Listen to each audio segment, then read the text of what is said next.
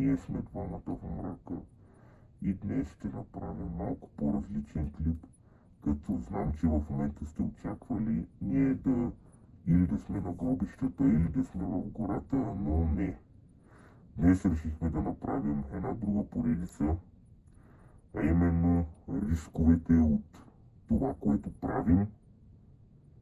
Така че просто трябва да има и такива видеа. Решихме, че сме длъжни да направим такова видео за вас, понеже и за по-малките, които може би гледат. И да, това е оператора до мен. За първи път ще го видите. За първи път се показва, така че да, нека да започваме с класацията. Топ 10 правила, които задължително трябва да се спазват, когато се ходи в изоставена сграда. Номер 1. Никога не ходи сам. Никога не трябва да се ходи сам в изоставена сграда. В изоставената сграда, все пак, това е нещо неочаквано и това все пак изоставя на пусто място. И всеки може, както винаги, да ви желае добро. Има опасности от разруха на нещо и затова по-хубаво да ходиш поне с двама или трима човека е така. Защото ако тръгнеш сами, може да ти се случи нещо много неприятно и после може даже и да не се измъкнеш оттам.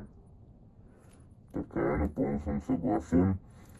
Така, правило номер 2. Винаги трябва да се носи маска. Трябва да си носите като цяло предпазни неща, средства, а именно маска, примерно, защото ако има някакви химични неща, някаква отрова, някакви изпарения и трябва да имате нещо, с което да може да покриете устата или носа си, ако примерно сте в някоя изоставена сграда и примерно има нещо да може да се покриете, също така задължително трябва да си носите някакви неща с вас, задължително телефон, ако ходите няма значение, гробища, гори, където да ходите за стайни сгради, особено вечер. И за през зима се отнася, но особено вечер, задължително носете телефони, зарядни устройства, всичко и оръжие. Оръжие задължително. Защото, както каза колегата преди малко, наистина просто не се знае дали какво има вътре. Така че това са най-важните и основни неща за това, което трябва да знаете. И сега номер 3. Правило номер 3, както винаги, все пак трябва важно да си носите изключително тъмни дрехи, неприметни. За да не се виждате все пак тъмната да ви прикрива в мрака. И така, това е едно, може би, също така най-основните правила. Правило номер 4. Охраняемите зони. Никога, ама в никакъв случай, не ходете на охраняеми зони. Много има такива. Да, много има такива, защото наистина това е много опасно. Защото там просто има много сериозни мерки, нали, за сигурност. Има камери, има всичко какво се сечете. Охрана най-вече и може да си навлечете просто много неприятности, както ако помните в старото.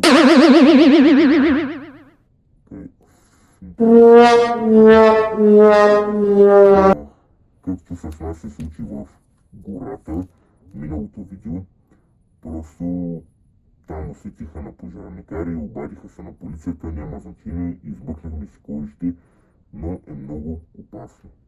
И така, номер 5? Първо, второ, трето, правило номер 5. Не ходете в изоставени сгради, които са в ремонт или се разрушават. Защото може да ви падне нещо и може пък по-лошо да се случи. Може и до фатален случай, или смъртен случай може да доведете. И че ходите в такива сгради, които са здраво направени и не са усипани, нито покрив паднал, нито нещо за ваша безопасност. Наистина, само да допълня, наистина е много важно, това е много важно. Никога, ама в никакъв случай не ходете наистина в такива или някакви сгради се разрушават, или дори някаква да се строят, защото наистина може да ви падне нещо отгоре и може да стане много лошо и неприятно, както за вас, така и за вашите близки. Правило номер 6. Номер 6. Разваляне на страха. Като цяло на психиката. Понеже реално страха е най-лошото нещо от това, едно от най-лошите, понеже повярвайте ми, на такива места има огромен шанс вие да се стреснете, примерно тъмно, представете се, тъмно и вие сте на гробищата. И там от най-малкото нещо може да се стреснете, примерно да мине някоя котка, да мине някое куче и каквото и да се случи е доста стряскащо и със сигурност не е добре за психиката, така че задължително трябва да кажем, ако има хора с слаби сърца или хора, които просто не издържат на напрежение, на страх, имат някакви проблеми с сърцето, с каквото и да е, никога да не си правят експерименти и различни неща, защото може да стане много опасно и нито да стане опасно чисто паранормално, нито да стане опасно чисто от човек, в смисъл човек да отиде при него или нея, ами чисто за здравето на човека е наистина много опасно, така че не го правете. Правило номер 7. Проблеми с полицията. Така, както споменахме в по-задните правила, не трябва да се ходи в такива места. Особено, когато обектът е охраняем. Значи, можете да се влечете проблеми с полицията, защото все пак вие влизате един вид незаконно в тази сграда. Може да е даже частна територия и можете да си навлечете много огромни такива проблеми. Като примерно, сега аз ще ви кажа нещо.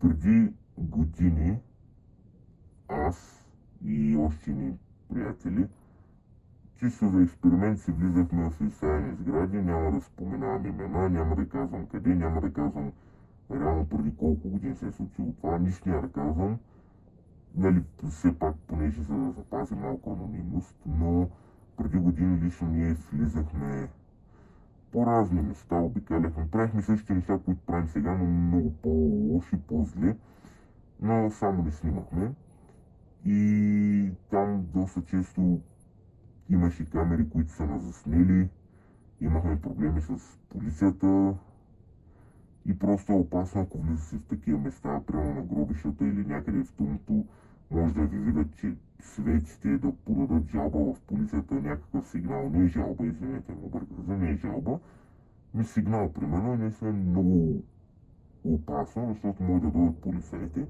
и най-малкото, което може да я направят е да ви приберат в ареста или да ви напишат някаква глоба, което нали няма да е много приятно.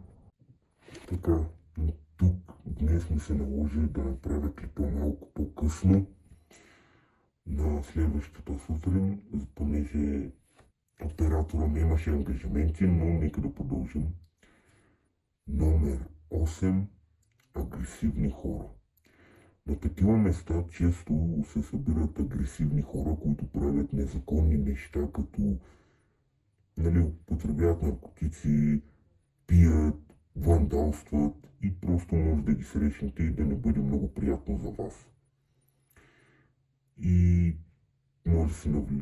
може най-малкото да си навлечете страх, паника и да се оплашите.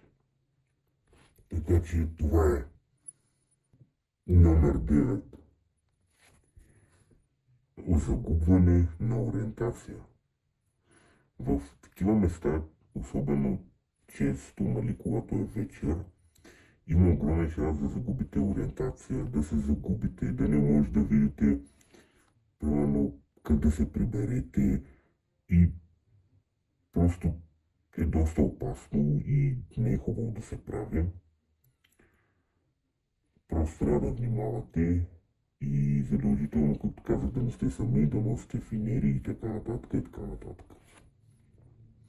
И номер 10, последната класация, агресивни животни, диви животни и като цяло животни, понеже в такива изоставени сгради и не само сгради, места, може да срещнете някакви диви животни, змии, кучета, дори котки, всичко може да срещнете и може да ви нападнат, най-малкото да ви оплашат, доста неща могат да се случат, така че трябва да бъдем много внимателни и да, това беше от клипа, надявам се да ви е харесало.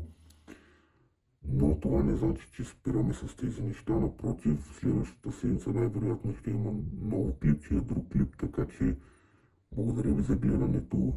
Чао!